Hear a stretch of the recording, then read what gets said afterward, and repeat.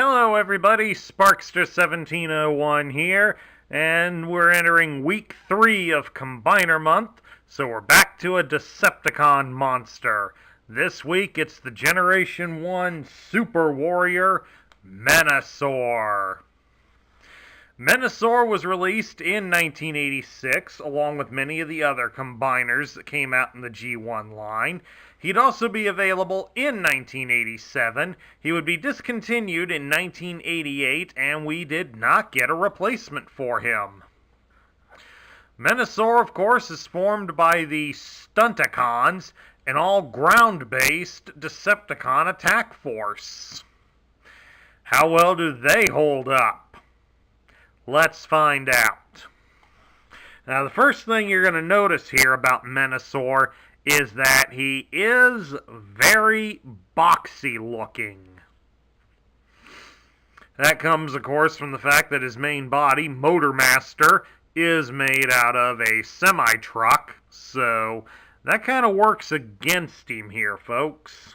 But he's got other flaws, and we're going to go over that a little later in the video. Let's not give him a total bashing all the way out right out the gate. As far as articulation goes, when he's in this configuration, he can also launch his fist. Peaceware. Get back in there. As far as articulation goes, as I was saying, he can rotate his arms at the shoulders all the way around, just like that. And due to the way that the guys are positioned here as his legs, he does have joints here at both knees, so he can pitch his leg forward like that to do a kick. Unfortunately, he's not really balanced to stay like that. So he's got some articulation going for him here, folks. Now, let's break him down and show you how to build Menasor. Alright, we're going to start by working with Motormaster to form the body. To get Motormaster ready, he's got to be in robot form like this. You'll start by grabbing onto the truck part at his feet, fold it all the way back so it locks into place, and then fold the rest of the cab all the way behind him. Just exactly like this.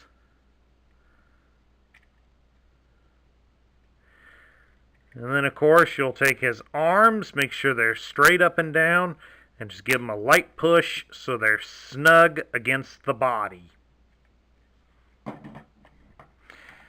That gets the body ready, but we can go ahead and add the accessories to it. We'll start with this blast deflector. This goes in on his hips. These two top bars will connect in right here above the legs. Just slide it in, it snaps into place and locks everything in.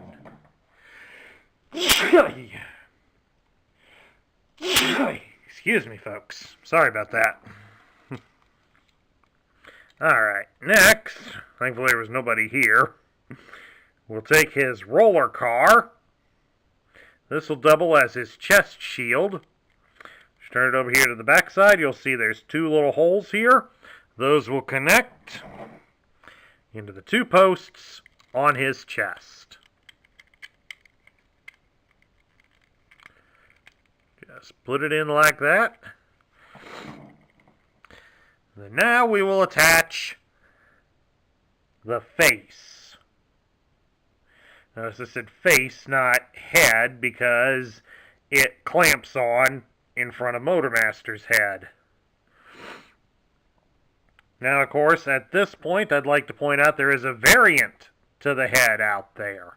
This is the early version of the Menasor face. For Hasbro's cost-cutting measures, they would later do this version. As you can see, on later versions, they did not paint the eyes.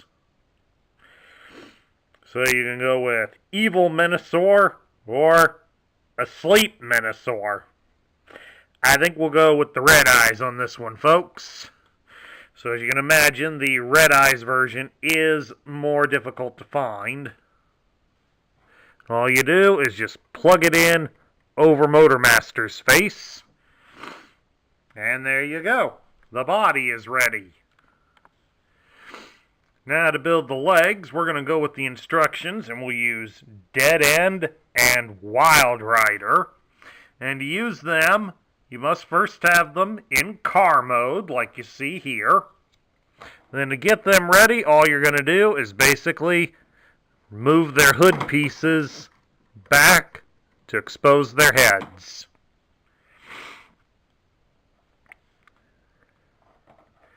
And then you will attach on to them the foot stands. As you can see, the major difference on them is there's an R and an L engraved that's molded in on them. Turn them this way so you can see the letters right side up. And they're hollow on the bottom side. Now you would take the post on the foot stands and connect it into the hole that's featured on the back of the car. And they connect so that the robot body faces forward, like this. Do the same thing here with Wild Rider. And there you go. The legs are complete. Now for the arms, that leaves us to use drag strip and breakdown. And to convert them into the arms, it's just a simple matter of you got to go beneath them and fold down their headpiece. And it's easy to do there on drag strip, since there's room to get underneath him to get to his head. For somebody like breakdown, you got to lift the hood up a little bit and then fold the head down, then bring the hood back down. And then they're ready to have the fists attached. Here are the two robot fists. As you'll notice that unlike the feet, there's nothing engraved on to say right or left.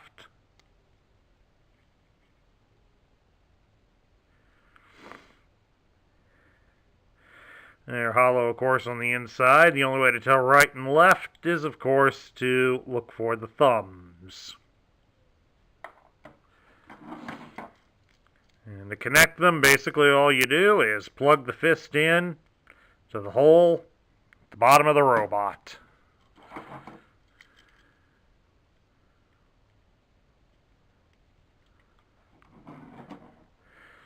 And there you go, folks. Put up your dukes. The arms are ready. Now, to assemble Menasor, all you need to do is we start with the legs here. And their heads connect into these square holes here beneath Motormaster. Just like that. Very, very simple.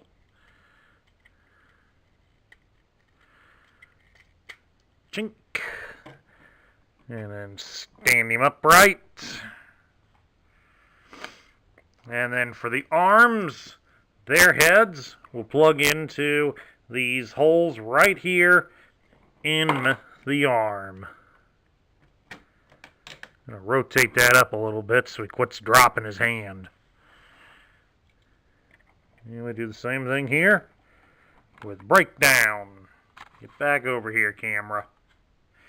And of course, now we need to arm Menasor. Of course, we've got nice chrome ionizer sword. Since it's about time for Star Wars to be released, we'll just plug that. We'll give him that. Go lightsaber on him. And then we'll plug in this, the Cyclone rifle, into the other hand.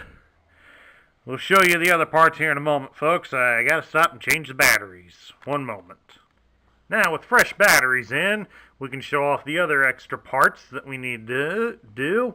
There'll be the parts basically for his limbs, since you've seen all of the Motor Master pieces. Each of the limbs has a large gun with a connector. This is drag strips.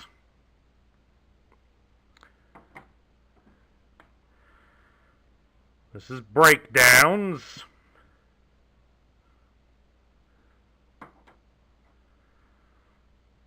This is dead ends.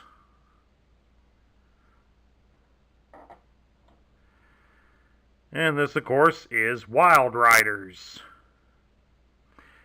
And, of course, each of those guys has a little gun for their robots modes to use. So, once again, this is drag strips.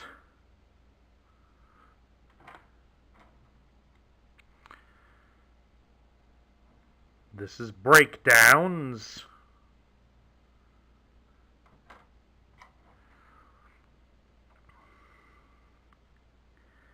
This is dead ends.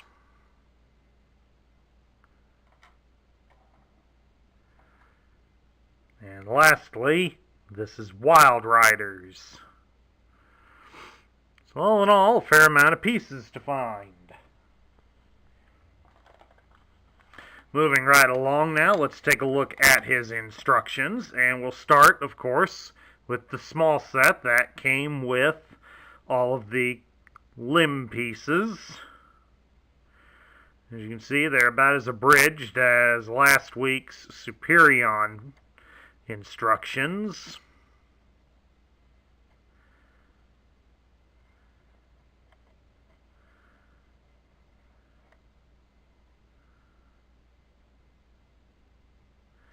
And of course, they got the same thing here. Stunticon cars are interchangeable, but as you can see, they also have a misprint.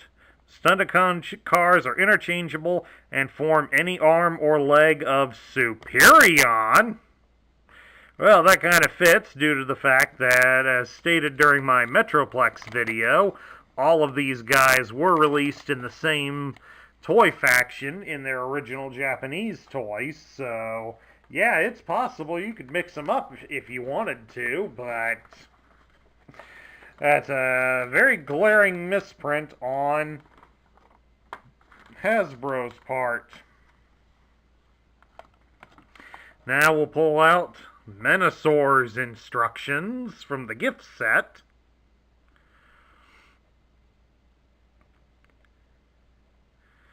And you can take a look at all that he came with. Quite a lot. And as you'll start to notice, this time they don't start with the big toy, they go ahead and start with the small guys. So we start here with Dead End.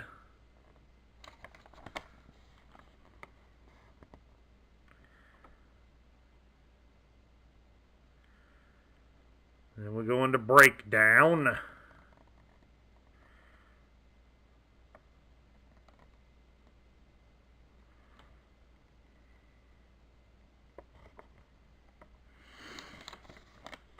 Then we go down to Wild Rider.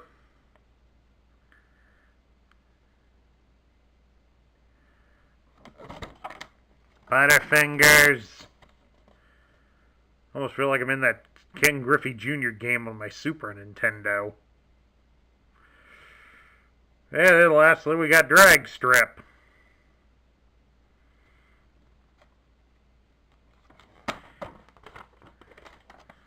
Turn around to the back side so we can finish Drag Strip off.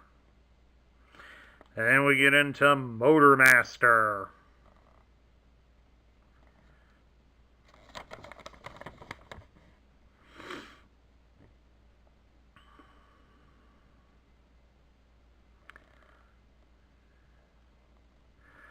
And then, of course, we turn him into, there we go again, going to ramp mode. And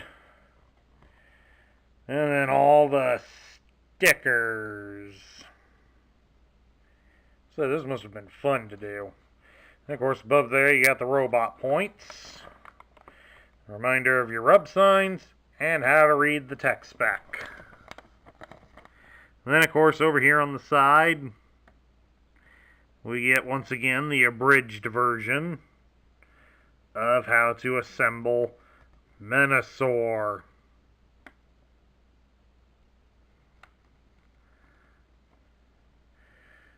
And in case you're wondering about that passage being incorrect on the little ones, you can see here, they got it correct on the gift set.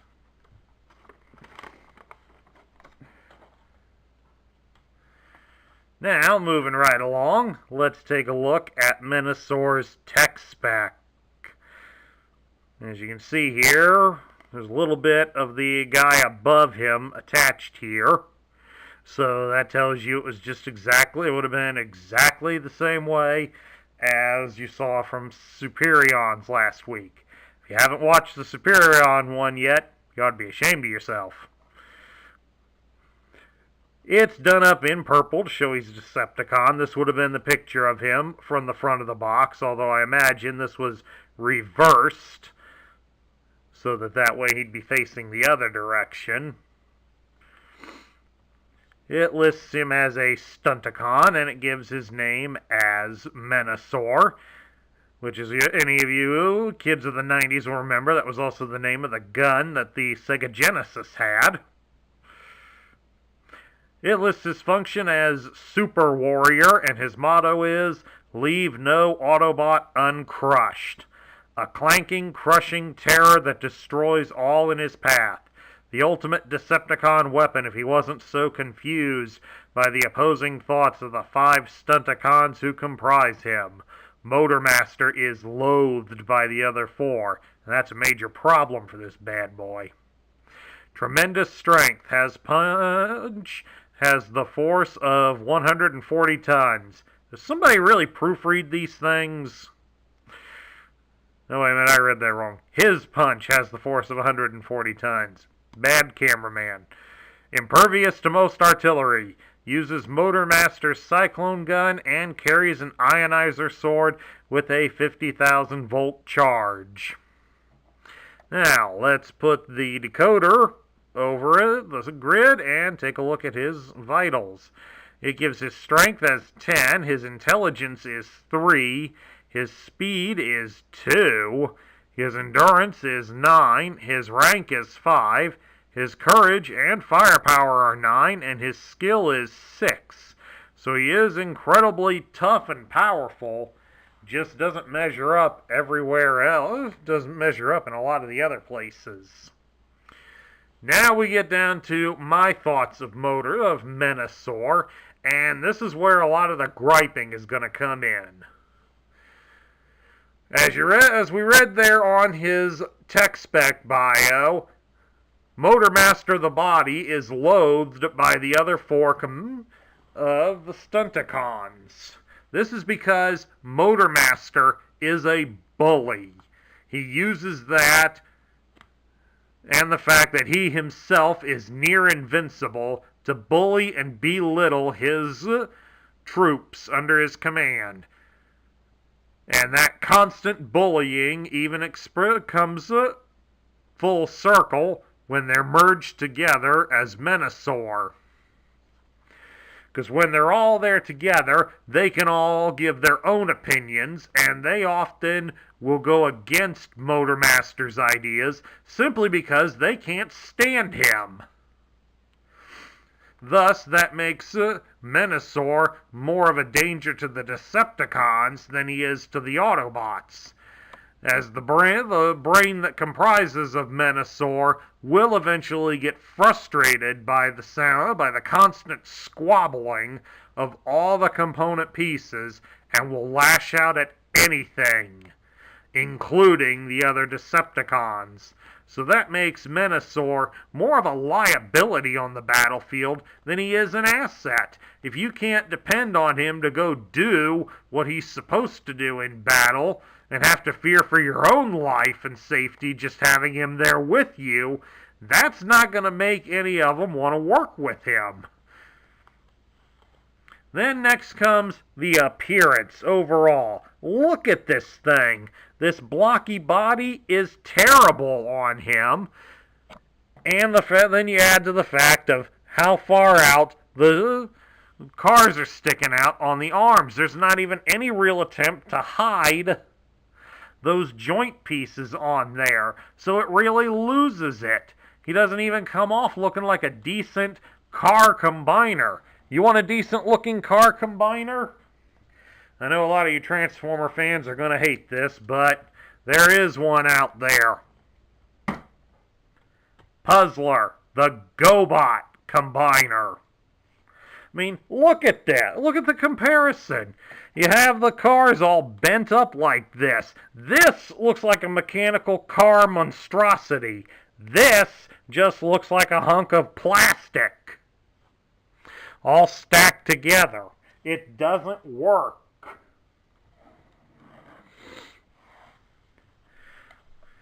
As you can probably guess, I don't like Menasor. I never really have liked Menasor. Even as an adult collector or as a child back in the day, I have never liked Menasor. So, as you can guess, Menasor's going down on the bottom tier, folks. He's a dangerous liability to the Decepticons that are having the misfortune of being out there with him in the battlefield, and the toy is just terrible looking. The body design is terrible. The way the arms stick out, that's terrible. At least do something better to cover them up a little bit. Then it wouldn't look as bad. But unfortunately, the accessories he comes with doesn't do any good with it. The way the way the guys are all positioned, he just looks terrible when compared to a rival company's toy. So unfortunately, Menasor, you get the bottom tier. But we'll give you some little bit of mercy and keep you near the top end of that, and that avoids Ed 209 coming out here and shooting you. Not that it would do much good anyway. And that concludes my review of the 1986 Generation 1 Decepticon Super Warrior Menasor. If you liked the video, thumbs up it here on YouTube. Hit that subscribe button down below if you haven't done so already. Please also consider liking this video and share your thoughts down in the comments below. What do you think of Menasor? This is Sparkster1701 saying I'm looking forward to seeing you at week 4 of Combiner Month. I will catch you all later.